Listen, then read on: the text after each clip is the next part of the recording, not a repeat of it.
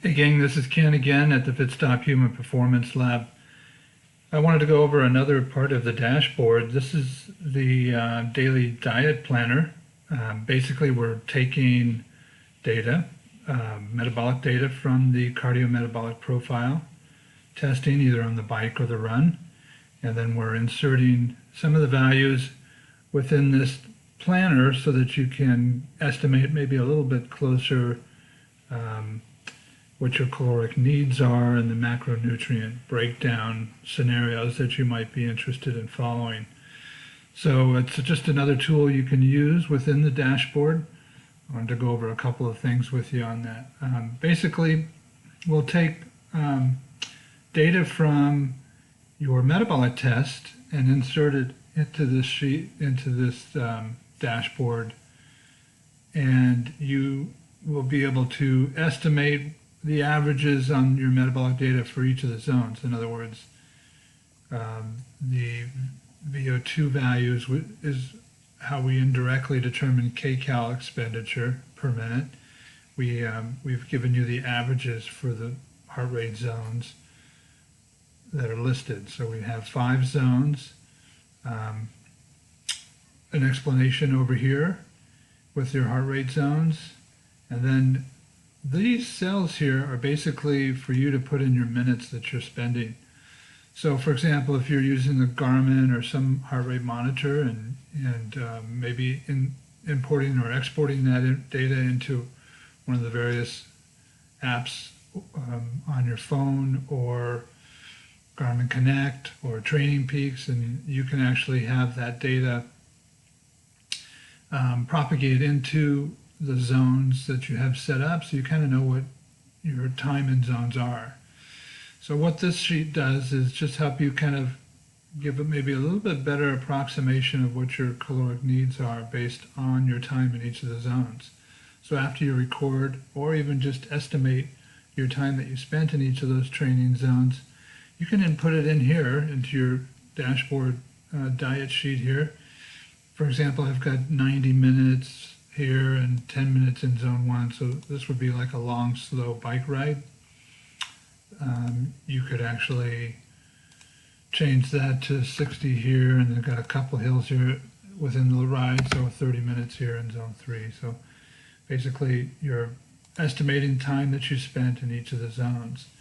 Because we have a metabolic value associated with that zone, we're approximating based on the time what your caloric expenditure was for the workout.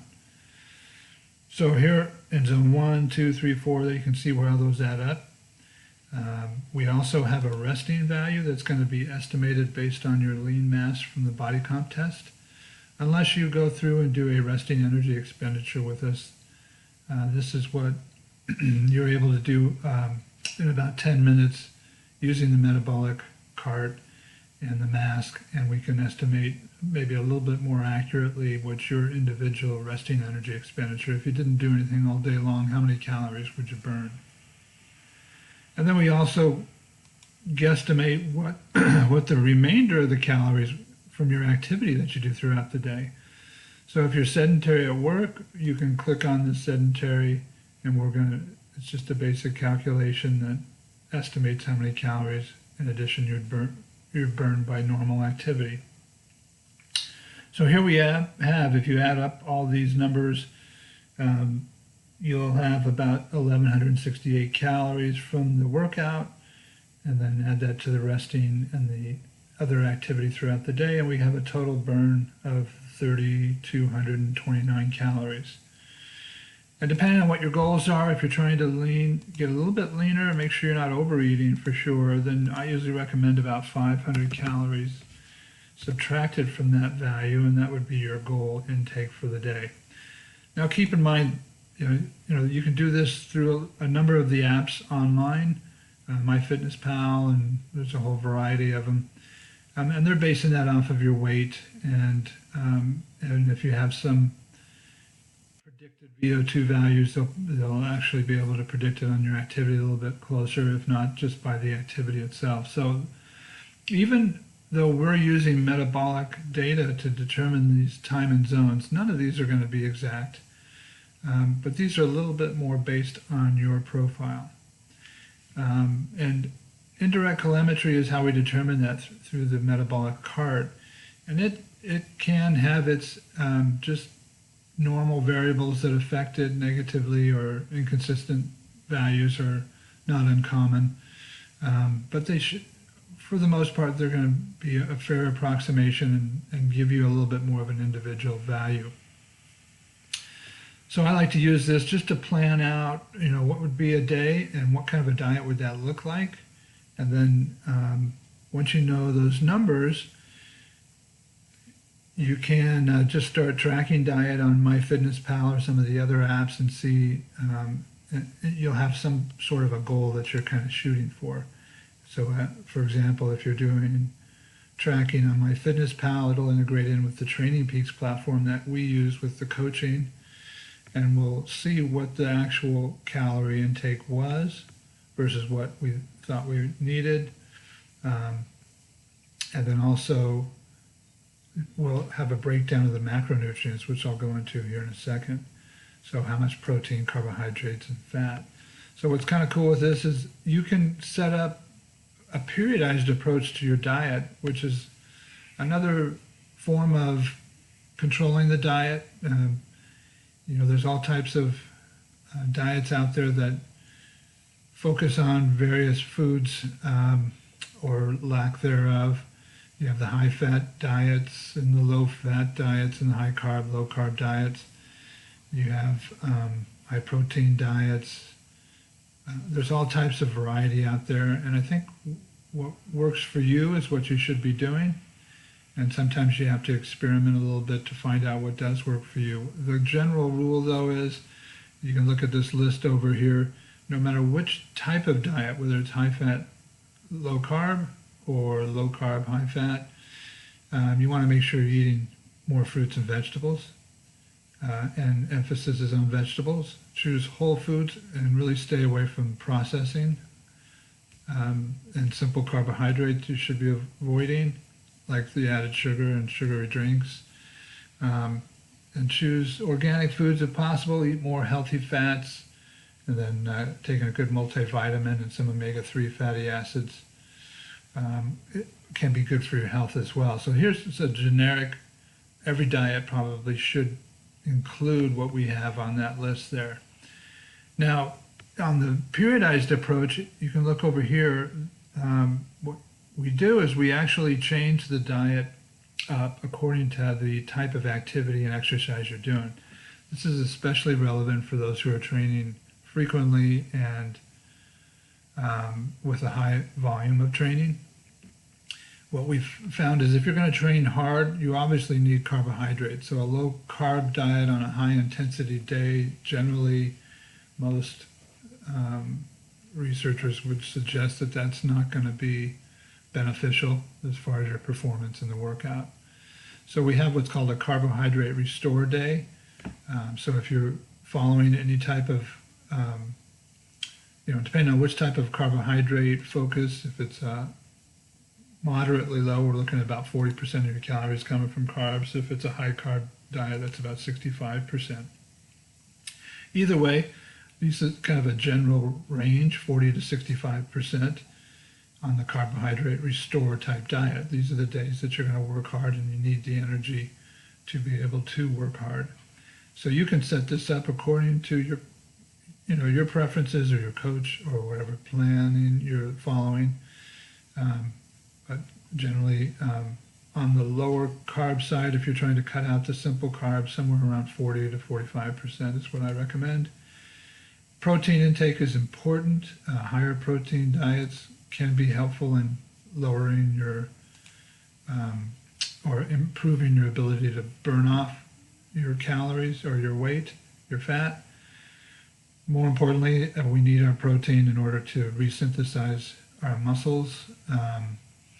So having enough is a very important focus in the diet.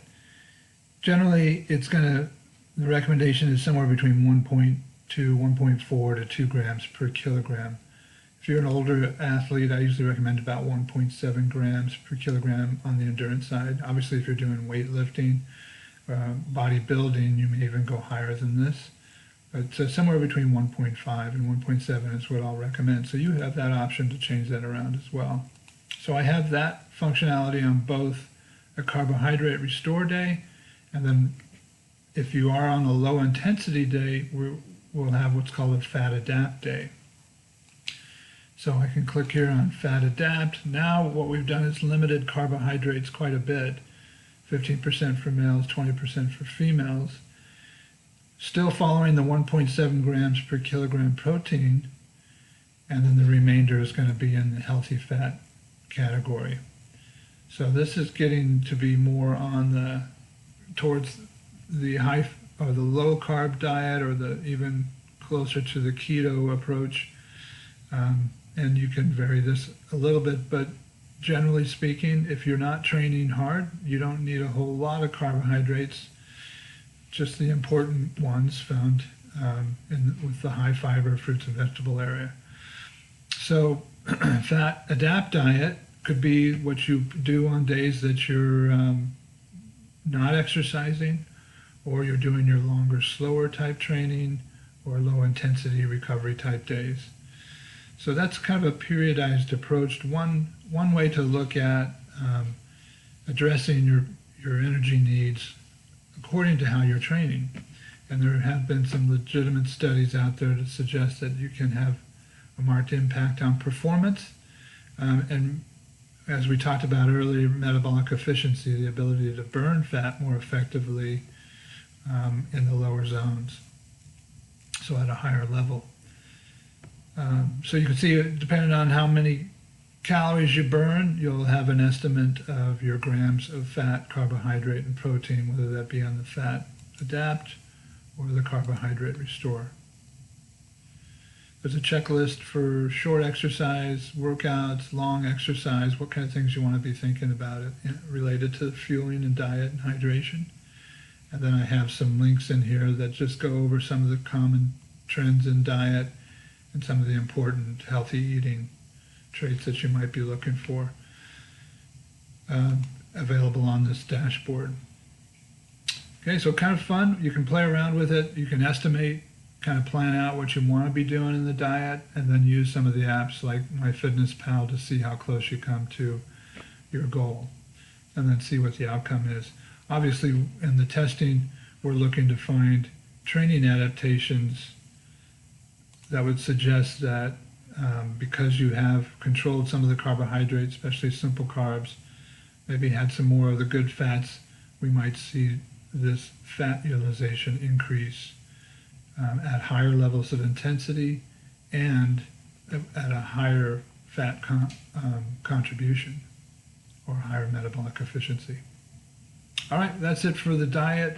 We have this both for the bike and the treadmill, because there are different metabolic responses here depending on which test you took.